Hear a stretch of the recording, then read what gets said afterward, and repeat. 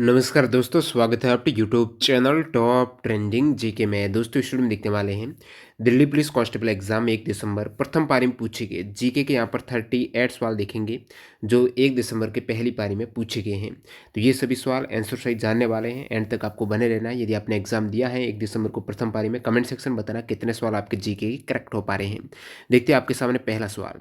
सभी नागरिकों के लिए समान नागरिक संहिता लागू करना डीपीएसपी किस आर्टिकल में वर्णित है? तो ये डीपीएसपी हैं, यानी directive principle of state policy.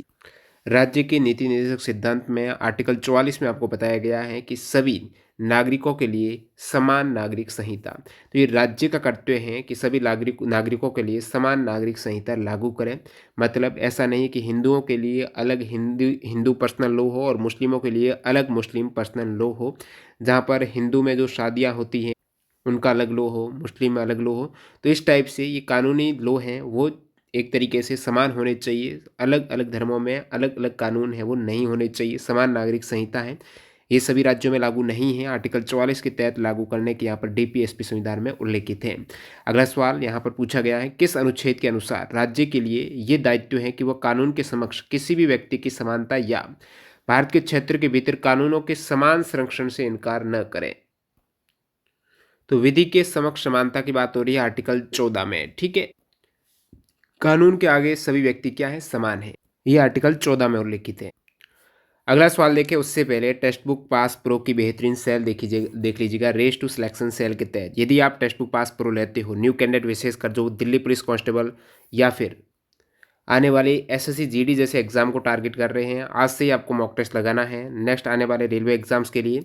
तो पास प्रो अभी आप ले सकते हो, जहाँ पर 17,000 प्लस आपको मॉक टेस्ट मिल जाएंगे। 700 प्लस एग्जाम्स के मॉक टेस्ट यहाँ पर अवेलेबल है। एक बार पास ले लिया पास प्रो में, अनलिमिटेड टाइम कोई भी टेस्ट को आप री अटेम्प्ट करके अपनी एक्यूरेसी को बेहतर कर सकते हो। यहाँ पर आपको अप्लाई कूपन में जाकर टीटीजी के कूपन कोड यूज़ करना है, एक्स्ट्रा आपको 12% का डिस्काउंट मिल जाएगा। फिलहाल टेक्स्ट बुक पास प्रो आपको टीटीजी के कूपन कोड के बाद 439 रुपये में 1 ईयर की वैलिडिटी में सभी एग्जाम्स के मॉक टेस्ट हैं, वो भी बेहतरीन एनालिसिस के साथ मिलेंगे। एग्जाम में मॉक टेस्ट लगाना इंपॉर्टेंट नहीं है, उसका एनालिसिस करना बहुत ज़्यादा इंपॉर्टेंट है। कहाँ पर गलतियाँ हो रही हैं उसमें सुधार करते हुए आप तैयारी करेंगे तो बाकायदा आपका सिलेक्शन होगा। फिलहाल आप टीटीजी के कूपन कोड से डिस्काउंट लेते हुए अभी चेकआउट कर सकते हो टेक्स्ट बुक पास प्रो को, जिसमें प्रीवियस ईयर के सारे पेपर मॉक फॉर्म में आपको मिल जाएंगे। पास प्रो में 1 साल की वैलिडिटी में सभी लैंग्वेज में ऑलरेडी लाखों कैंडिडेट हैं वो टेक्स्ट बुक पास प्रो के यूजर्स है। तो एग्जाम्स का माहौल है, क्योंकि लाखों कैंडिडेट में आपकी रैंक वगैरह सब कुछ आपको क्लियर हो जाता है। तो समय रहते उसमें आप सुधार कर सकते हो। और टाइम मैनेजमेंट बेहतर करने के लिए टेक्स्ट बुक पास प्रो है, ये बहुत ही अच्छा फीचर है। फिलहाल अगला सवाल, राष्ट्रपति पर महाभियोग चलाने के लिए कितने सदस्यों की आवश्यकता होती है? राष्ट्रपति पर महाभियोग है, राष्ट्रपति पर महाभियोग यानी उन्हें हटाने की जो प्रक्रिया है, ये महाभियोग के आरोप पर लोकसभा के 1/4 सदस्यों द्वारा हस्ताक्षर किए जाते हैं। कितने? 1/4 सदस्य हैं वो हस्ताक्षर करते हैं। कहाँ पर? लोकसभा के 1/4 सदस्य।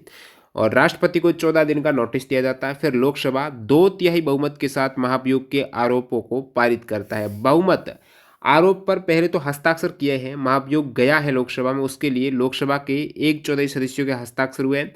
फिर लोकसभा में यदि 2/3 बहुमत से वो पारित हो जाता है प्रस्ताव, उस केस में उसे फिर राज्यसभा में भेजा जाता है, और राज्यसभा में भी वो प्रस्ताव 2/3 बहुमत से पारित हो जाता है तो राष्ट्रपति को वहाँ से हटा दिया जाता है। तो बहुमत 2/3 है और शुरुआती हस्ताक्षर आगे भेजने के लिए 1/4 है। तो जो भी पूछा उसके अकॉर्डिंग आप करेक्ट कर सकते थे। नेक्स्ट वाला यहाँ पर पूछा है, बारदोली सत्याग्रह किसने चलाया? बारदोली सत्याग्रह हैं ये दोस्तों वल्लभ भाई पटेल के नेतृत्व में 1928 में गुजरात में एक किसान आंदोलन था।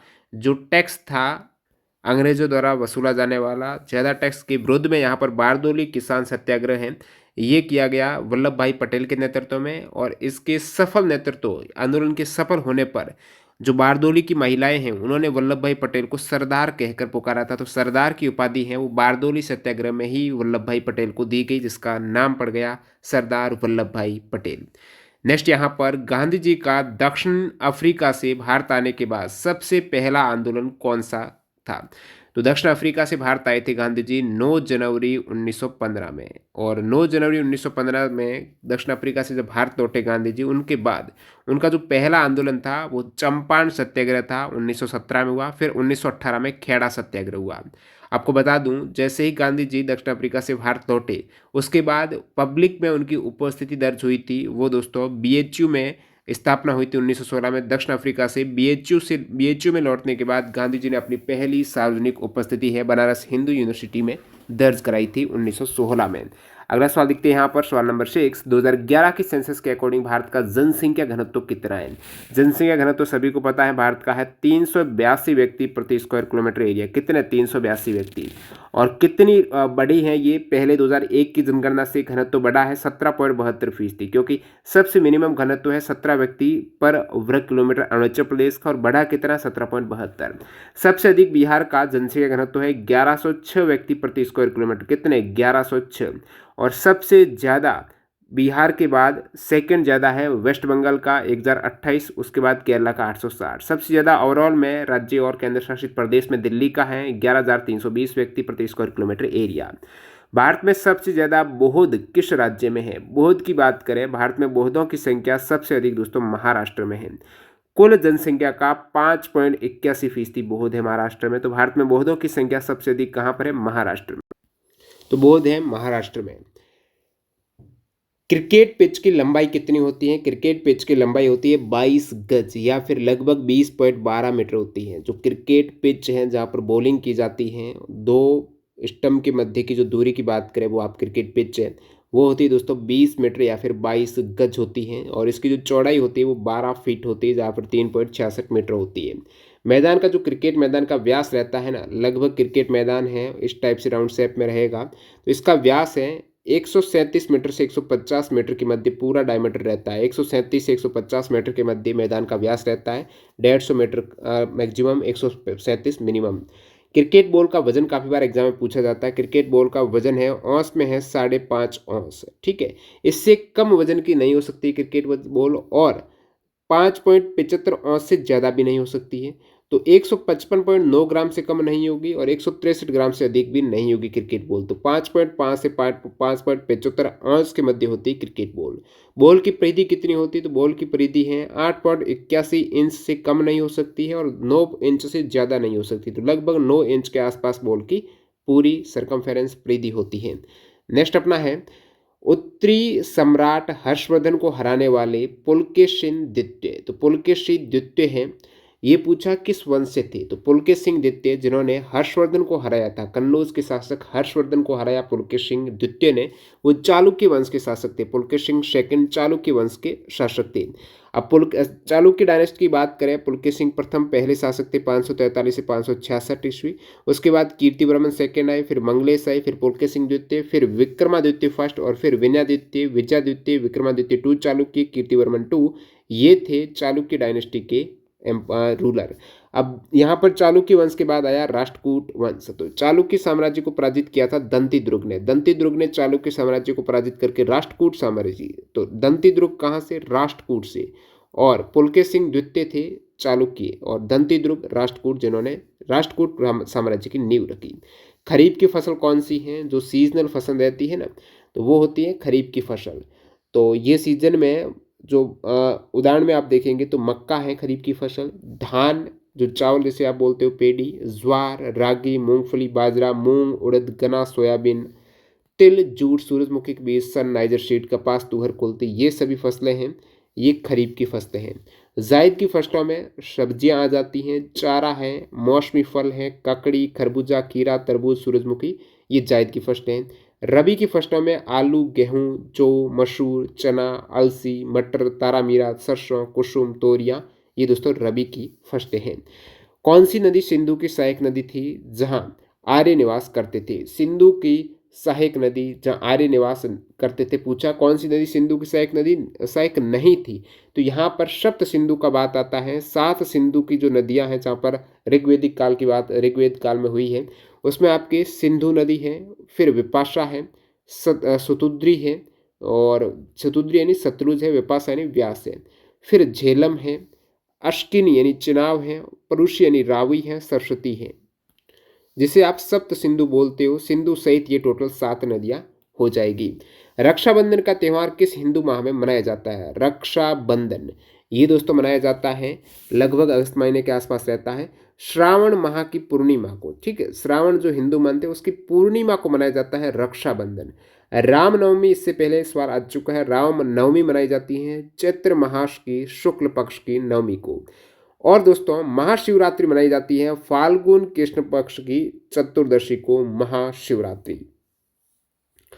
प्रोकैरियोटिक कोशिका में कौन सा कोशिकांग पाया जाता है? तीन प्रमुख कोशिकांग प्रोकैरियोटिक में, साइटोप्लाज्म यानी कोशिका द्रव्य होगा, राइबोसोम होगा, कोशिका भित्ति होगी।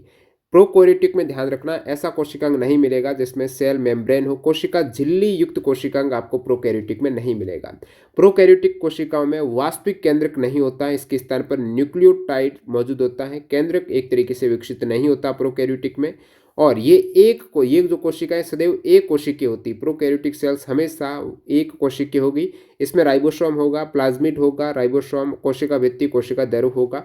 कोशिका भित्ति मौजूद होती है इसमें, और ये प्रकृति में बहुत जटिल होती है। और बात करें प्रोकैरियोटिक में केवल अलैंगिक जनन होता है। प्रोकैरियोटिक में बैक्टीरिया, आर्किया इसके उदाहरण हैं। इसके विपरीत होता है यूकैरियोटिक, जिसमें केंद्रक पूर्णतः विकसित होता है, लैंगिक और अलैंगिक जनन दोनों होता है। कोशिका झिल्ली युक्त सभी कोशिकांग उसमें मौजूद होते हैं, पौधे और पशु पक्षी जंतु सभी उसमें आ जाते हैं यूकैरियोटिक में। नर्मदा नदी के प्रवाह के उत्तरी भाग को क्या कहते हैं? नर्मदा नदी जो बहती है, यानी ये मध्य प्रदेश से अमरकंटक जो वहाँ से निकलती है नर्मदा नदी, तो उसके ऊपरी हिस्से में जो भाग है उसे बोला जाता है दोस्तों प्रायद्वीपीय पठार है। प्रायद्वीपीय पठार का मध्य उच्च भूमि है वो है उत्तर में स्थित नर्मदा के, और नर्मदा के फिर नीचे दक्षिण में स्थित है वो दक्कन का पठार है। तो आप कहेंगे प्रायद्वीपीय पठार और दक्कन के पठार को ये अलग करती है नर्मदा नदी। और दोस्तों बात करूं नर्मदा और ताप्ती नदियों के बीच क्या चलती है? सतपुड़ा मैकाल श्रेणी पहाड़ियाँ।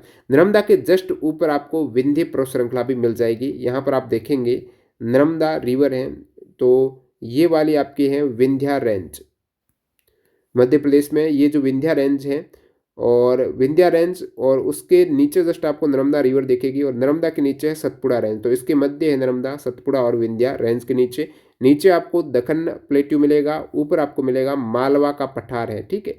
तो मालवा का पठार आप कह सकते हो, यदि विकल्प में मालवा का पठार था तो भी करेक्ट हो जाएगा, या फिर प्रायद्वीपीय पठार का ही हिस्सा है मालवा का पठार। तो मालवा का पठार प्रायद्वीपीय पठार है, जो उच्च भूमि का क्षेत्र आप जिसे कहते हो वो आपके उत्तर में मिलेगा। नेक्स्ट अपना सवाल है the race of my life and autobiography किसकी है? तो ये आत्मकथा the race of my life भारतीय एथलीट मिल्खा सिंह की आत्मकथा है। उनकी बेटी सोनिया सावलंका के साथ मिलकर इन्होंने लिखी थी। Who is the author of my days? My days के लेखक कौन है? आर के नारायण। माई डेज जो बुक्स हैं इनके ऑथर हैं आर के नारायण। आर के नारायण की और पुस्तकें देखेंगे स्वामी और फ्रेंड्स हैं, द बैचलर ऑफ आर्ट्स है, द इंग्लिश टीचर है, ये आर के नारायण की ही रचनाएं हैं, और माई डेज भी आर के नारायण की।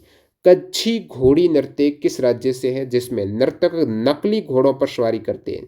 कच्छी घोड़ी नृत्य दोस्तों राजस्थान का है। शेखावटी क्षेत्र राजस्थान, जो हरियाणा से कनेक्ट क्षेत्र है राजस्थान का। कच्छी घोड़ी नृत्य वहीं का है जहाँ पर नर्तक नकली घोड़ों पर सवारी करते हैं।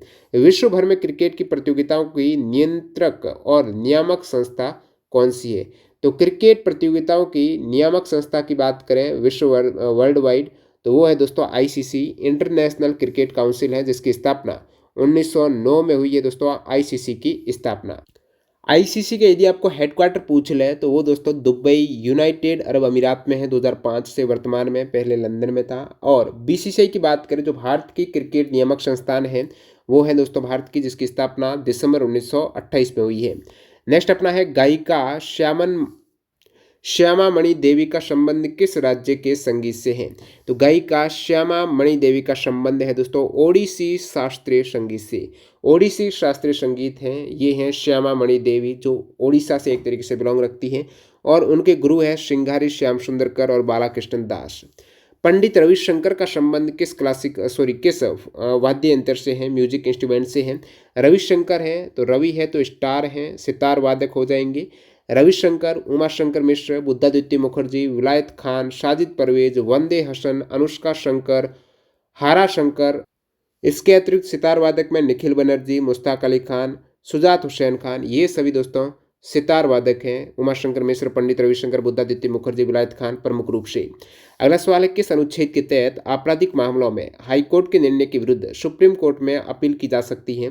जब किसी अपराधी को अधीनस्थ न्यायालय ने छोड़ दिया होता है तथा अपील में उच्च न्यायालय ने उसे मृत्युदंड दिया है। तो उच्च न्यायालय ने, हाईकोर्ट ने उसे मृत्युदंड की सज़ा दी है, फांसी वगैरह की, तो वो सुप्रीम कोर्ट में इस टाइप के आपराधिक मामले हैं वो जा सकते हैं इसके विरुद्ध में। मान लेते हैं अधीनस्थ न्यायालय ने छोड़ दिया, फिर हाईकोर्ट ने मृत्युदंड दिया, तो वो डायरेक्टली सुप्रीम कोर्ट में जा सकते हैं मृत्युदंड देने के बावजूद। वहाँ पर सुप्रीम कोर्ट की जो डिग्री होगी वो फाइनल होगी। तो ये आर्टिकल 134 में इस प्रकार का वर्णन देखने को मिलता है। जो अपीलीय अधिकार है एक हाई कोर्ट से दूसरे कोर्ट में जाने का, अपील करने का, वो आर्टिकल 132, 33, 34 और 36 में देखने को मिलता है। आर्टिकल 133 की बात करें तो भारत के राज्य क्षेत्र में किसी उच्च न्यायालय की सिविल कार्यवाही, ये दोस्तों कैसी कार्यवाही थी, आपराधिक मामला था, और सिविल कार्यवाही के तहत उच्च न्यायालय से उच्चतम न्यायालय में जाने की जो आर्टिकल अपीलीय अधिकार है वो आर्टिकल 133 के तहत है। इसमें भी कंडीशन है, उस मामले में विधि का व्यापक महत्व का कोई सरावन प्रश्न अंतर्निहित हो, उच्च न्यायालय की राय में उस प्रश्न का उच्चतम न्यायालय द्वारा विनिश्चय आवश्यक है। नेक्स्ट अपना सवाल है, मिट्टी के बंधक क्ले बाइंडर का निर्माण कैसे होता है, क्या एग्जैक्टली इस टाइप से सवाल है। क्ले बाइंडर में दोस्तों सोडियम बेंटोनाइट का प्रयोग किया जाता है। अगला सवाल, कनक राजू किस नृत्य के नर्तक है। कनक राजू की बात करें तो दोस्तों ये गुस्साड़ी नर्तक है। आप कहेंगे गुस्साड़ी किस राज्य का है, गुस्साड़ी है तेलंगाना का। गुस्साड़ी है तेलंगाना का। और गुस्साड़ी डांसर है कनक राजू, जिन्हें 2021 में पद्मश्री पुरस्कार मिला।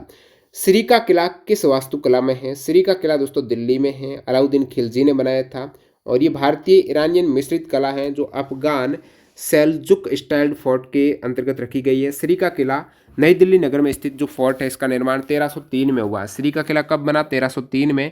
अलाउद्दीन खिलजी द्वारा मंगोल आक्रमण से बचने के लिए अलाउद्दीन खिलजी ने बनाया 1303 में। अब श्री का किला जब भी पूछे तो आप कहेंगे श्री का किला खिल गया खिलजी ने, अलाउद्दीन खिलजी।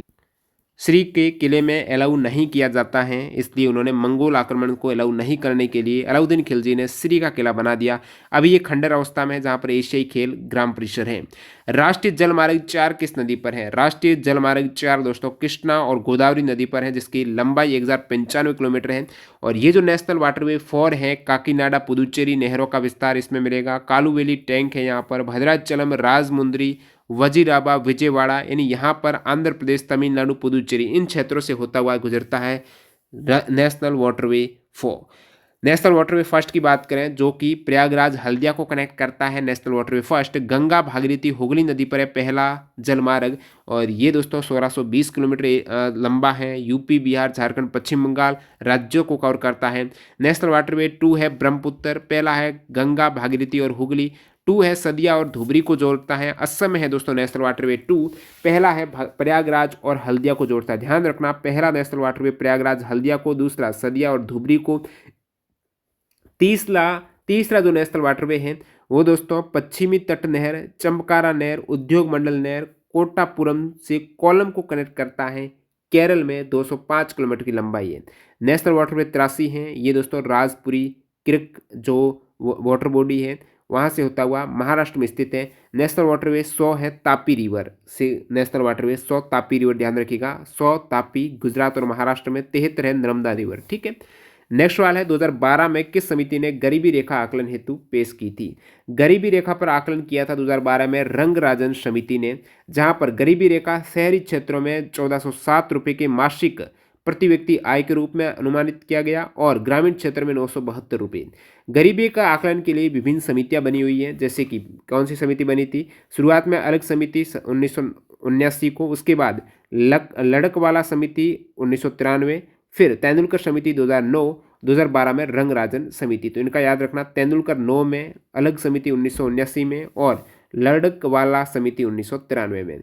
अब बात करें हैं गरीबी की, तो इससे पहले सवाल ये आ चुके हैं। दादा भाई नौरोजी की पुस्तक है poverty and un British rule in India, इसके माध्यम से गरीबी रेखा का सबसे पहले अनुमान लगाया गया था, जिसमें ₹16 से ₹35 प्रति व्यक्ति प्रति वर्ष यहाँ पर आइडिया लगाया गया था।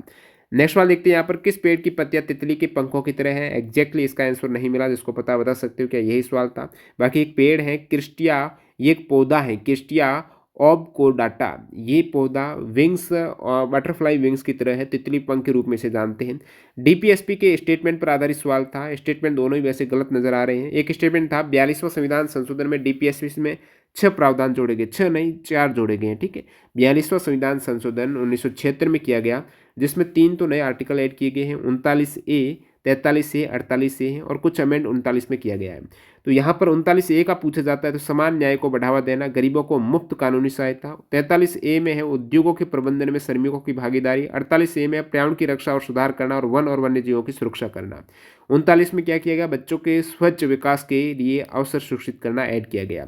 अब यहाँ पर पहले जो बात हो रही है 86 संविधान संशोधन में अनुच्छेद 45 को मौलिक अधिकार में जोड़ा गया।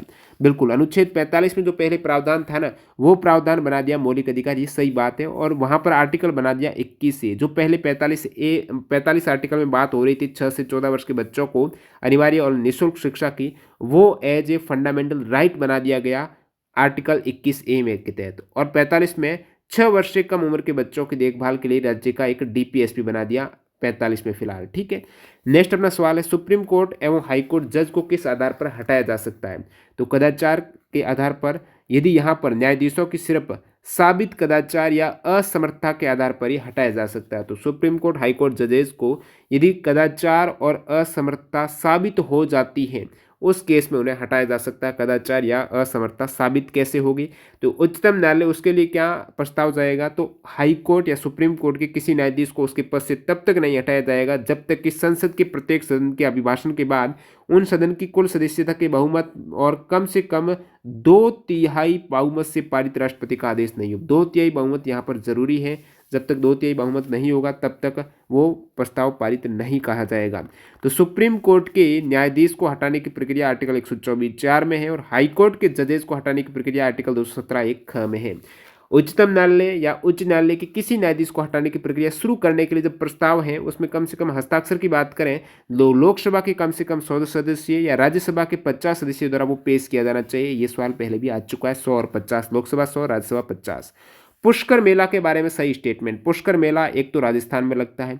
पुष्कर मेला राजस्थान में कहाँ पर? पुष्कर जगह है अजमेर में। ठीक है, एकमात्र जहाँ ब्रह्मा जी का मंदिर है पुष्कर में, तो यहीं पर पुष्कर मेला लगता है। कब लगता है ये मेला? कार्तिक पूर्णिमा को। ठीक है, कार्तिक पूर्णिमा को पुष्कर मेला लगता है। पुष्कर मेला में क्या कोई पशुओं का मेला? बिल्कुल, सांस्कृतिक कार्यक्रम के साथ यहाँ पर ऊंट घोड़ा पशु व्यापार मेला है, यानी यहाँ पर पशुओं की प्रदर्शनी के साथ साथ खरीद फरोख्त की जाती है, पशु सेल किए जाते हैं, खरीदे जाते हैं। अकबर के सौतेले भाई मिर्जा हकीम के राज्य की राजधानी कौन सी थी? अकबर का सौतेला भाई जिसका नाम था मिर्जा हकीम, तो उन्होंने शासन किया था अफगानिस्तान में, काबुल पर शासन किया था मिर्जा हाकिम ने। ठीक है, काबुल अफगानिस्तान। बहमनी साम्राज्य की स्थापना के समय दिल्ली का शासक कौन था? बहमनी साम्राज्य की स्थापना हुई उस समय दिल्ली का शासक था मोहम्मद बिन तुगलक, क्योंकि बहमनी साम्राज्य की स्थापना 1747 में हुई। किसने की? तो वो की अलाउद्दीन बेहमन शाह ने। अलाउद्दीन बेहमन शाह ने 1347 में बहमनी साम्राज्य की स्थापना की। उस समय मोहम्मद बिन तुगलक था दिल्ली सल्तनत का शासक, और बहमनी सल्तनत को भारत के दक्खन क्षेत्र में पहले मुस्लिम राज्य के रूप में जाना जाता है। बहमनी साम्राज्य दक्षिण क्षेत्र में, दक्खन क्षेत्र में पहला मुस्लिम राज्य जाना जाता है, जिसकी संस्थापक 1347 में अलाउद्दीन बेहमन शाह ने की। उस समय मोहम्मद बिन तुगलक का शासन था दिल्ली में। ठीक है, भारत का सबसे बड़ा फुटबॉल स्टेडियम है salt lake stadium Kolkata. Cricket stadium कौन सा है? Narendra Modi stadium Ahmedabad. Hockey stadium है बिरसा मुंडा। भारत का सबसे बड़ा football stadium salt lake stadium Kolkata, जिसे अभी विवेकानंद युवा भारती स्टेडियम के नाम से भी जानते हैं। भारत में आधुनिक नृत्य का जनक किसे कहा जाता है? फादर ऑफ जो मॉडर्न डांस है, आधुनिक नृत्य का जनक है, उदय शंकर को कहा जाता है, जिन्हें पद्म विभूषण 1971 को दिया गया। फ्यूजन जो मिश्रित डांस के ये जनक एक तरीके से आधुनिक नृत्य है, जो मिक्स्ड डांसिंग स्टाइल रहती है, जैसे कि इंडियन और वेस्टर्न का फ्यूजन बना दिया। तो भारत में आधुनिक नृत्य का जनक है उदय शंकर। कलामंडलम गोपी का संबंध किस क्षेत्र से है, जिन्हें 2009 में पद्मश्री मिला? कलामंडलम गोपी है दोस्तों कथकली की डांसर। कलामंडलम गोपी है कथकली की डांसर। मंगल पांडे ने चर्बी वाले कारतूस के संबंध में क्रांति की शुरुआत कहाँ से की? मंगल पांडे ने 1857 के विद्रोह की शुरुआत पश्चिम बंगाल के बैरकपुर से 29 मार्च को की गई थी। तो पश्चिम बंगाल बैरकपुर।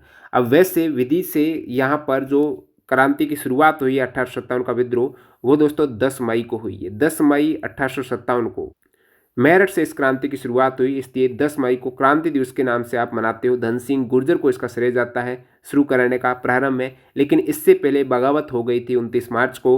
1857 के विद्रोह की शुरुआत पश्चिम बंगाल के बैरकपुर से मंगल पांडे ने ईस्ट इंडिया कंपनी के अपने कमांडिंग अधिकारियों के खिलाफ विद्रोह कर दिया। मंगल पांडे 34वीं बंगाल नेटिव इन्फेंट्री के सिपाही थे। यहाँ से एग्जाम में सवाल आता है। उस समय ब्रिटेन में एनफील्ड राइफल का आविष्कार हुआ था, जिसमें माना जाता था कि कारतूस है वो गाय एवं सुअर की चर्बी द्वारा चिकना किया जाता था और सैनिकों को मुंह से उसकी टोपी को काटना पड़ता था। तो यहाँ पर विशेषकर इन सभी सैनिकों ने विरोध किया, कारतूस राइफल में डाले जाते तो इसके विरुद्ध में मंगल पांडे ने बगावत कर दी थी।